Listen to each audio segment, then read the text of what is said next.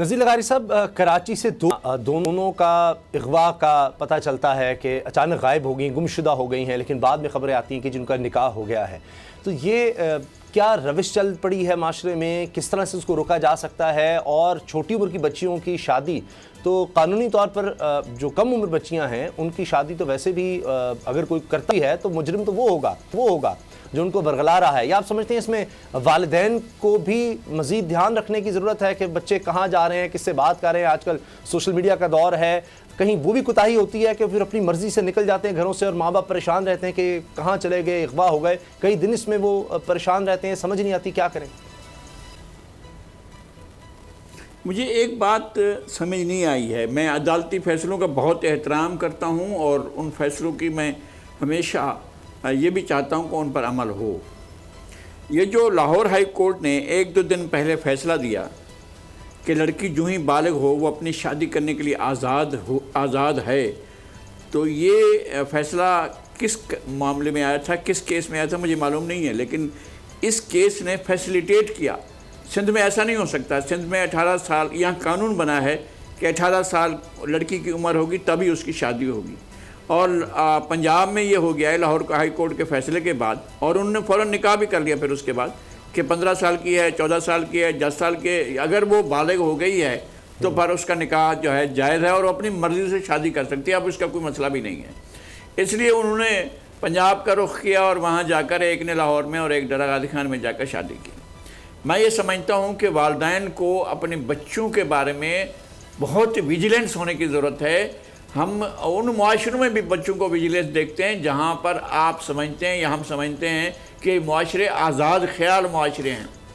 میں آپ کو ایک بات جو مجھے اس فورم پر نہیں کہنا چاہیے، میں آپ کو پرسنل بتا دوں گا. کچھ چیزیں یورپ میں اتنی اچھی ہیں کہ آپ حیران ہو جاتے ہیں کہ جناب یورپ میں ایسا ہو سکتا ہے، اور ہمارے معاشروں میں اتنا خراب ہوتا ہے کہ جس کا کوئی تصور بھی نہیں کر سکتا ہے.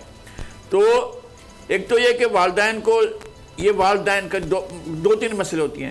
ماں بچے کو کھینچ رہی ہوتی ہے کہ ننھیال کی طرف جائے، اور باپ کھینچ رہا ہوتا ہے کہ ددھیال کی طرف جائے.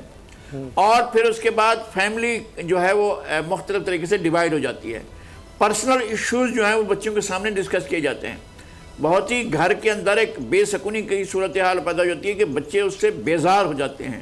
پھر بچے راستہ ڈھونڈتے ہیں کہ یہاں سے فرار کا راستہ کہاں سے ملتا ہے. پھر وہ ہاتھ میں موبائل فون لے لیتے ہیں اور بہت سی چیزیں دیکھ کر چیٹنگ شروع کر دیتے ہیں، گفتگو شروع کر دیتے ہیں.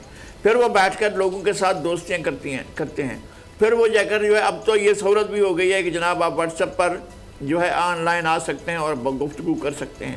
اور پھر اس کے بعد اس طرح کی چیزیں ہوتی ہیں.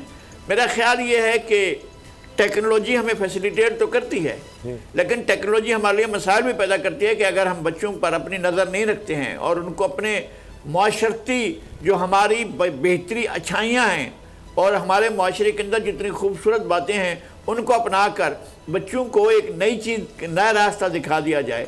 اور ان کے ہاتھ میں اگر آپ کسی کے بچے کے ہاتھ میں بم دے دیں گے نا، وہ کیا کرے گا؟ اگر بم وہ نہیں پھوڑتا تو اس کی مہربانی ہے، ورنہ بم پھوڑے گا تو تباہی آئے گی.